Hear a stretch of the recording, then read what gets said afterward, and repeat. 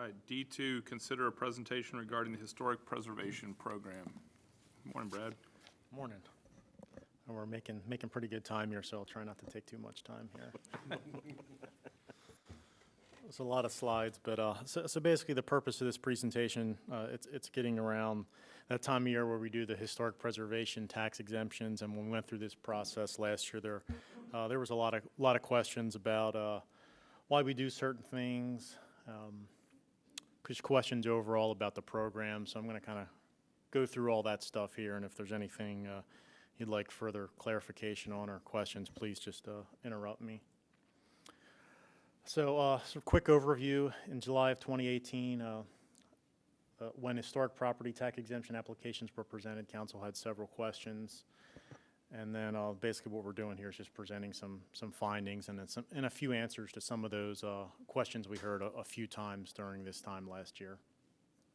But the first, for some fun stuff, why do we have historic preservation?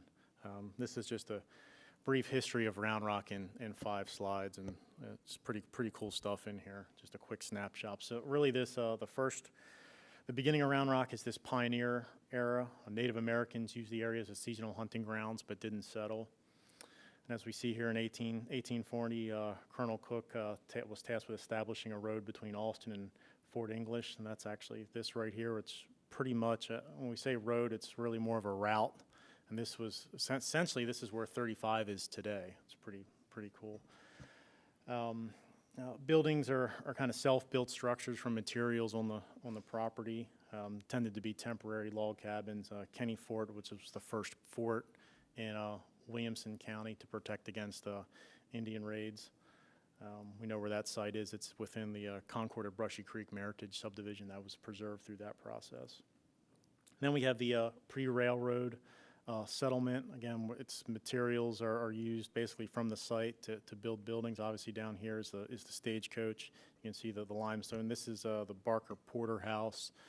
Gentleman purchased this house a few years ago, redid it. It's pretty small, but very neat little home. It's over there on Ledbetter Street. So 1845, Texas joins the United States. 3 years later, Williamson County is established. Swedish farmers begin settling in the Palm Valley area, and then cattle drives begin after the Civil War. Then the regular stagecoach service begins. Jacob Harold begins selling parts of his property along the Brushy Creek. Permanent structures are built by skilled traditional craftsmen. Materials are simple, hand-cut stone and peeled or split logs. Sawn wood and manufactured hardware is used sparingly. So each little era here has its own unique history and kind of how these buildings were put together, and that's really what we're trying to preserve with the program. So now we get a little flash forward a little bit further here. We are in the Newtown area, and this is where Newtown era, where we start to see buildings used of manufactured products. The railroads extended to Round Rock in 1878. Its land company plats regular blocks and lots. Washington Anderson was big in laying out Round Rock, and he was also part of the Texas Revolution, actually. And you see the picture at the Capitol with Santa Ana and Houston. One of the guys closest to Houston is Washington Anderson. So then we've got the Round Rock Avenue leading directly to Old Town and Austin Georgetown Road. Does anybody know what this building is right here? Any guesses? Yeah, who's in here now? We got Louisiana Longhorn. There's probably the Brass Tap here at the corner, and then the Breeze Salon right there. That's young Steve Sheets right there. I heard Brooke say.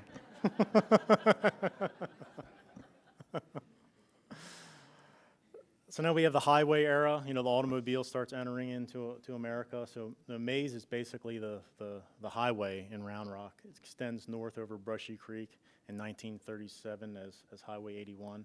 This is the broom factory. That's right at the corner of Maze and Main. That's offices right now. That's we can see there's the water tower right there in the back. And commercial traffic bypasses Old Town. So again, auto-oriented. We have gas stations, auto service, motor courts, and the Henna dealership open on May Street. So each little time period has its unique history of architecture, people, places, all that kind of stuff.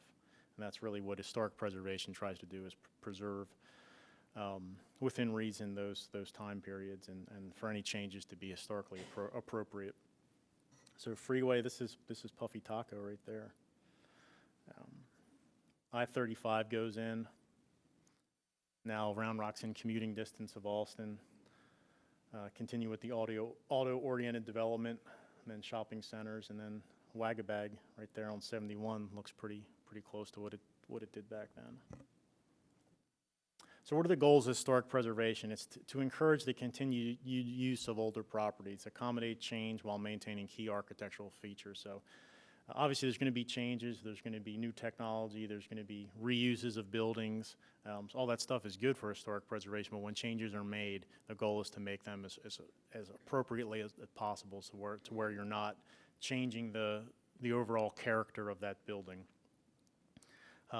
Safeguards the existence of significant historical elements, not necessarily architectural, but could reflect a way of life in a certain era. So it's not just that they're necessarily, the buildings are architectural gems, but they reflect a certain time period, and that's what you're trying to preserve as for future generations, that history of Round Rock.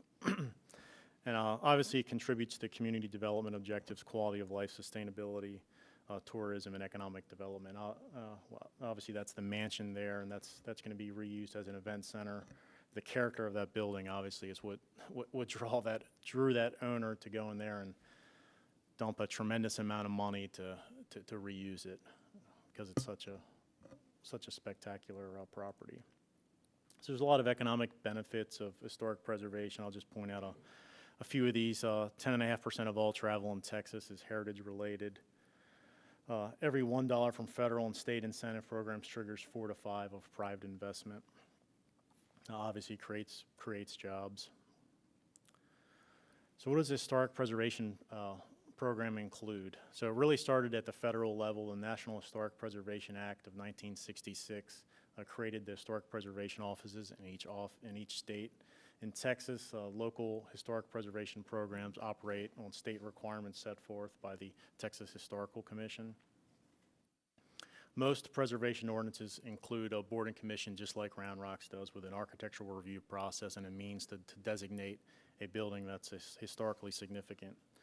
The role of local government is to enforce historically appropriate treatment of designated properties as part of its zoning authority. That's where that oversight comes in if there's going to be changes to a building.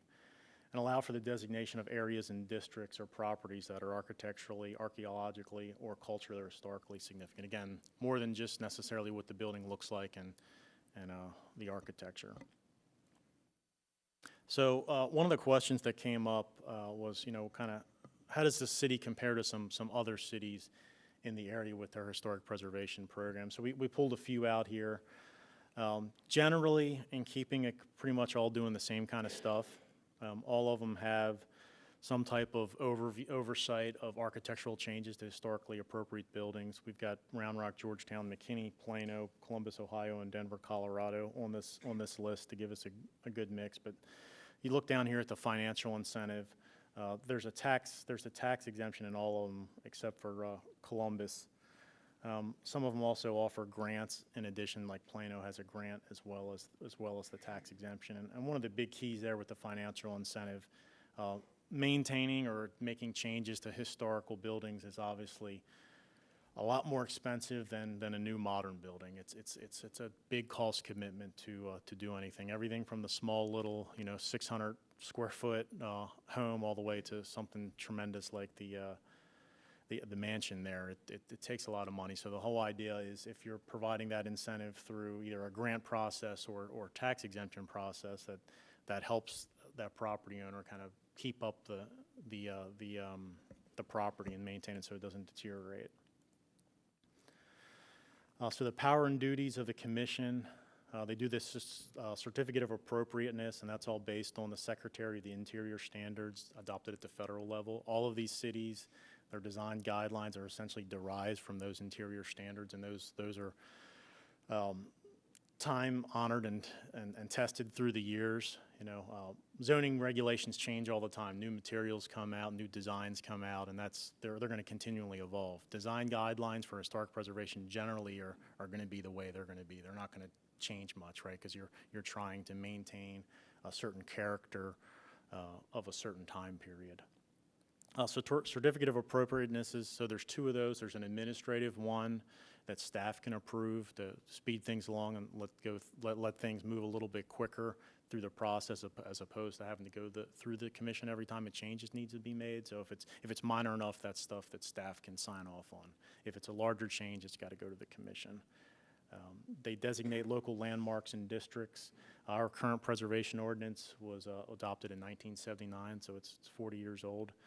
The partial tax exemption came into place in 1982, and we had certified local government requirements in 89, and then building renaming, and then local legends. So that's everything the HPC does.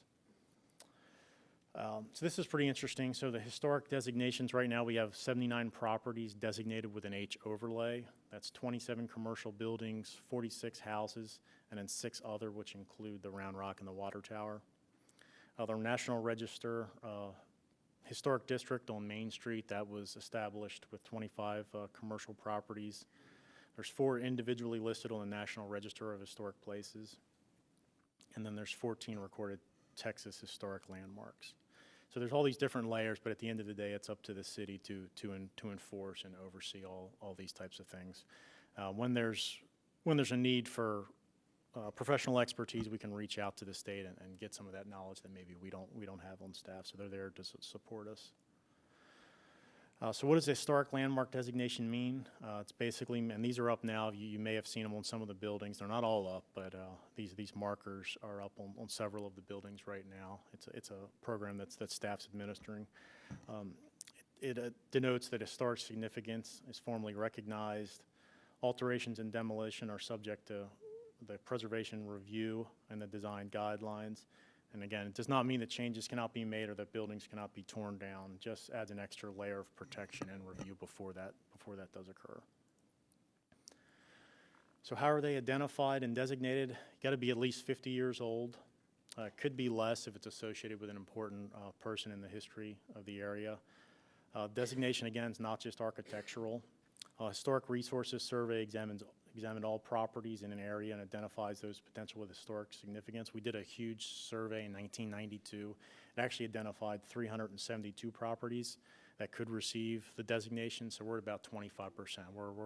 We're attempting to protect about 25% thereabouts of our total stock in the city limits. Now, anyone can nominate a property for designation. City in the past has proposed recent designations with consent from the property owner. Certificate of appropriateness, I kind of went through that a little bit, but I'll just summarize that. The building owner is required to submit an application if they want to make changes to the historical building. Do they want to add on to it? Do they want to change the roof? Do they want to repaint it? All those types of things require some level of review. If it's straightforward enough, it's something that staff can do. If not, it goes to the commission for their review. The city's there was a lot of discussion last year about the adopted design guidelines for determining appropriateness. And those were formulated, as I stated, they're from the Interior, the Department of the Interior standards, but the city hired a historic preservation consultant to develop those guidelines. And she had, at that time, had developed several design guidelines for cities around the street and around the state.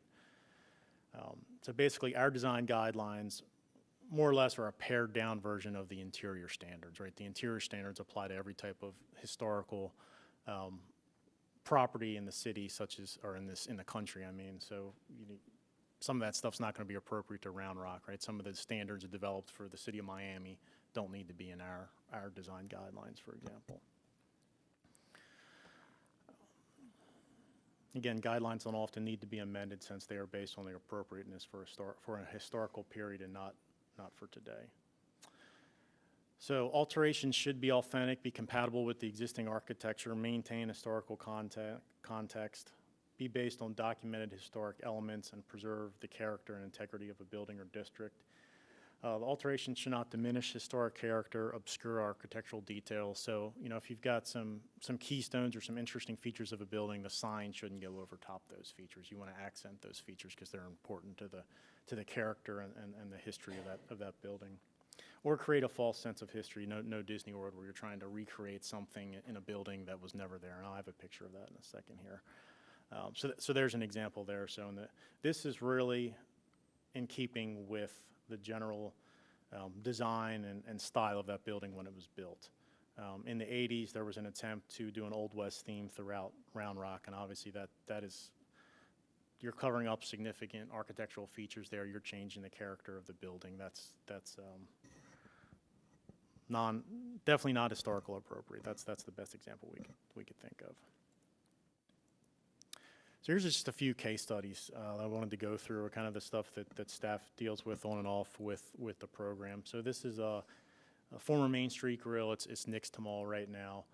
At the beginning of this process, they had a desire to create this massive pergola structure here on the side to facilitate some outdoor seating. It was a Mexican-themed wood and polycarbonate pergola over a public sidewalk. Generally, this type of structure you would see in a backyard, certainly not on a building such as this. So it would obscure the building's brickwork, would alter the building's perceived proportions. Styles certainly not in keeping with the 1920s bank. A neutral design is more preferable, would not affect the number of outdoor tables and chairs allowed, so they could still have tables and chairs, they could still have shade. There's still ways to facilitate what they wanted to do outside of this, and that's really where the difficulty sometimes comes into play with applicants, is they have a certain objective they're trying to achieve and they want it to look a certain way, and then when they go through the historic preservation process, we need them to modify that oftentimes to be in keeping with the character of the building.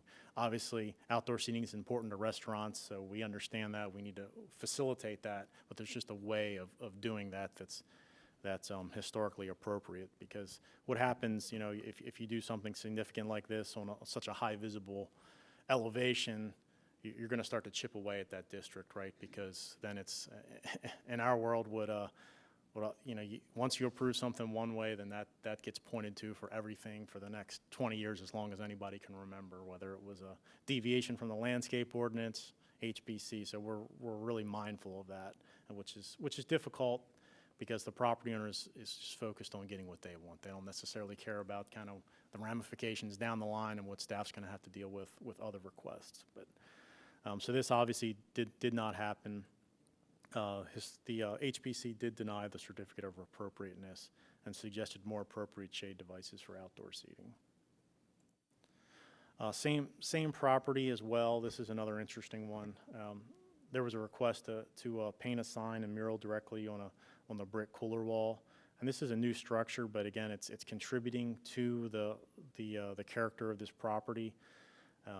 The design guidelines do not recommend painting on unpainted masonry because it damages the brick. So the next owner comes in, he has to more than likely want to remove that painting, and over time that's really going to wear it down, and it's not going to look good, and it's going to be more and more expensive every time somebody comes in. And then that's another difficult conversation staff would have to have with that property owner to do some expensive fixes to that wall if they wanted to, say, remove that painting. Historic Preservation Commission did approve a mural on a panel affixed to the wall, but not directly painted onto the brick. So there's still a way to achieve the design objective that the owner had. It wasn't just a flat out no. We always try to figure out other solutions that gets them to where they wanted to be. So they could do this same type of mural, just paint it on a panel and affix it to the wall. So if they wanted to remove it or somebody else comes in a few years, a new tenant, they can just remove it and it doesn't leave that basically a lasting scar on that facade. Here's another quick one here. This is the mansion. So originally it was red brick. It was lime washed white in 1931. It's a neoclassical remodel. In the 60s, the owner had the lime wash sandblasted off, damaging the brick. So there's a good example. If you remember, before it was painted, you could see like chips of white and red. It didn't look too well. Didn't look too good after they had removed all the vegetation and the vines down. So the new owner wanted to cover the masonry with a white acrylic paint, which could further damage the brick. So staff worked with them and kind of steered them towards a mineral-based paint, which was more breathable, and it achieves the same aesthetic result at a similar cost. So that's one of those good win-wins. But all this stuff, basically, when you're going through this, it takes time. Not just does it take money. In this case, it didn't cost any more money, but it takes time kind of identify the right material, the right paint and all that. And obviously, when you're doing a major project like this, you want to get going and get moving. So that's some of the, I think, some of the frustrations you'll always have in a program such as this, is there's a higher level of review, there's more involvement, and there's just more work to be done to get it right, to preserve these buildings the way they need to be. This is a cool one. I won't stay too long on it, but this is the old broom factory there right at the corner. But this is the state website, and they just showed an example of this building on their website of how to appropriately preserve historic windows in a historic building. So the annual property tax exemption is 75%. So you apply to the program and you get 75% of your city taxes rebated. Requires an annual property maintenance inspection. We've been through that. HPC, the commissioners are trained each year. So whether they're new or they've been there for several years, they go through a similar training process each year. Obviously, they're not structural engineers. And then we rotate too. So the same commissioner's not inspecting the same property every year. So we mix it up. We think that's more fair. It also provides the commissioners with more experience. It identifies items that are left unrepaired that will cause structural damage or compromised historical features. Once the inspection is complete, a property owner has from July till the following April to repair or may need to create a formal plan for large projects with associated estimates. So you apply to the program. Kind of how that works is you apply to the program. Your deadline to submit your application to the county is April 30th, and then by May 15th, that's really the deadline on the city side, is that's when the Historic Preservation Commission will make a recommendation to council. Then it goes to council in mid-June. From there, you're a property owner, you will get your inspection report in July. So you're in the program, you're going to get your tax exemption for this year, you're going to get your inspection report in July. So then you have 9 months from July going to the following April to address those issues. So it's never apples to apples. Sometimes it's easy enough stuff that can be taken care of in those 9 months, and they do it. Sometimes it's an expensive proposition, and they may not have the money to take care of it in that year. That doesn't mean we would recommend that they get flunked out of the program. As long as they acknowledge that there's a need to make the fix and they come up with a plan to address it, even if it's over a period of years, and they make a good faith effort to continue that progress, they're gonna stay in the program. The ones that we're gonna recommend that they not stay in the program is if 9 months goes by and we haven't heard from them. We haven't heard from them, they haven't come up with a plan, and they come up in end of May or after the commission and say, well, I'm going to lose my tax exemption, I want to stay on. Well, in our eyes, you've had 9 months to address the issue. You shouldn't be in the program this year, but that doesn't mean you can't join up next year. So you really, again, I wanted to stress there that you have 9 months to communicate and communicate with us. We do more than just simply send a letter. So the first step is the letter. We send to the property owners with the inspection report. We also send postcards after that, another reminder a few months later, and then we'll have some type of contact information, either a phone number or an email. So then we'll reach out to them again and say, hey, we haven't heard from you, or do you intend on making the changes on the maintenance or to address the items on the maintenance report? So there's a tremendous amount of hand-holding. So if it gets to the point at that 9 months where they really haven't done anything, it shouldn't be because they weren't aware of it. These are all the types of things that the commission, and this is per ordinance, these aren't the design guidelines, but this is actually in the ordinance. So these are all the types of things that the commissioners are out looking for when they inspect a property. So if you have porch flooring and supports in sound condition, if they're not, then that would be an item flagged. On the inspection report, broken windows, need replacing, all these types of things, even dead trees and limbs, stuff like that. So this is just a couple of them, but some of the items that really came up last year several times that we wanted to address. What are the guidelines for painting on historic walls? Why are the guidelines the way they are? So the Secretary's standards are about material conservation as well as historic character. Paint on masonry is a conservation issue. So if you paint on that masonry over time, that's gonna cause issues. It's gonna cause potentially water damage. It's going to eventually cause that material to fail and resulting in a costly repair, maybe water damage to the building, and eventually, you know, you're replacing it with new brick, so you're starting to chip away at that historical material.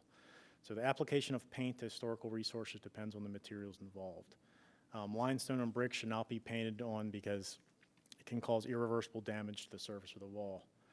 These guidelines have been developed by experts that understand the life cycle of historical materials. Again, if there's a desire to put a mural, a sign, there's ways to do that, and not just paint it on the brick or the limestone. There's another question that came up is why does the preservation program only regulate the exterior buildings and not the interior buildings? So the rationale for using a state power to preserve the exterior appearance is that it serves a public good. History, revitalization, it's something that the public can see. Interior, that's a private space. Also important there is, you know, the exterior of the building is exposed to the elements 24/7. Interior, it's not. So we're really focused on the exterior of historical buildings, and that's not unique to Round Rock. That's pretty standard across the board. So just to recap the takeaways, program components are similar to many other cities. We're not really doing anything different. Some cities do a little bit more. Georgetown has a Main Street program, which provides other incentives and is a higher level review. Some of the other cities have grants in addition to the tax exemption where they offer, you know, facade grants. Some of these items can be very expensive. You know, if somebody needs to replace a porch that's cracked, you know, that could be a $20,000, $30,000 proposition. Cities have grants to help offset those costs. What we do here is the tax exemption. The review process and decision making is similar to what would be required for reviews for other applications in PDS. Again, if it's minor enough, we can do it at a staff level. If not, we want the oversight of the commission. And it's really about the importance of appropriateness, to not want to set a precedent of inappropriate alterations, so they're not chipping away at the historical fabric of the area. And what is historically significant about each property is unique, whether it's the time period or the people involved in those properties. But that concludes the Historic Preservation Program presentation. Thank you, Brad. Anybody have any questions? Councilmember Flores? So Brad, as you get new things presented to you on a property to say we want to do this or do that, I mean, is there expertise within our staff that is pretty much, I mean, is there a subject matter expert on staff that knows that stuff, or do we just go to resources based on what shows up and when it shows up? Well, two of our staff members, Joelle and Kirsten, have been administering the program for well over probably close to two decades now. So there's definitely I would say an expert, but that doesn't mean we're experts on all things, right? Like different types of paints, materials, all that. That's where we can, being a certified local government, we can lean on the state and have additional assistance there, as well as obviously research,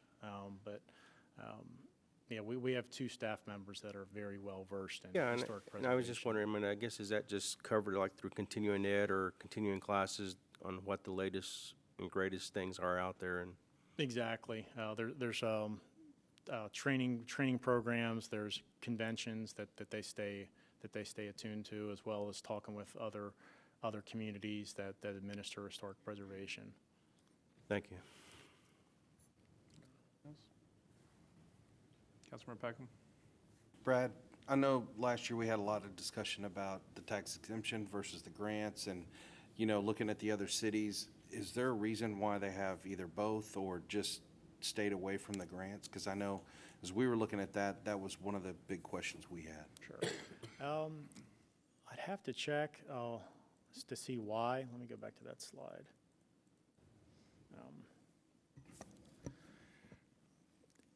I think a lot of it would probably have to do with staffing.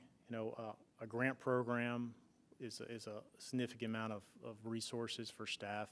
Just looking at the Stagecoach relocation project, we were talking about that yesterday. That overall, between all the departments, probably consumed close to 1,000 staff hours just kind of managing and overseeing that type of process. So if you had a grant process, each one of those, I mean, you're involved in the selection of the contractor, the bids, all that kind of stuff. So I think the more you do, the more staffing you need, and that's we're pretty lean, and we basically have 2 staff members that administer our program. So to do both, we wouldn't have the staff to do both. Both of those, either or. The grants, and depending how much money was allocated for it, that could potentially use more staff time than what we have now. But I would speculate that's probably the reason. The more you do, the more money, the more staff resources it's going to cost. And if you look at it from just the dollars perspective, so our tax exemption process, it's about last year I think it was $92,000. So that was the tax exemption. All these properties, the 50 properties or thereabouts that were in the program, resulted in a property tax reduction of a total of $90,000. So if you're doing a grant program, $90,000, that could get eaten up in a couple of projects potentially. So if you did a grant program, I think you're funding it at a much higher level. It's going to take more staff time, and it's a bigger commitment. That's what I would speculate. Yep. Councilmember Flores? Just a quick question. So by comparison, is our historic district small compared to these other cities, or is it smaller? Yeah, I would say so. Certainly, Georgetown has the whole square. Being in Plano and McKinney as well, it's a larger area. We have the 2-block Main Street, and then the rest is kind of scattered throughout. The Chisholm Trail, that's more of have more of a concentration there. In terms of just one, concentrated district, I would say ours is probably the smallest one on that list. Any other questions? All right, thanks, Brad. Yes, sir.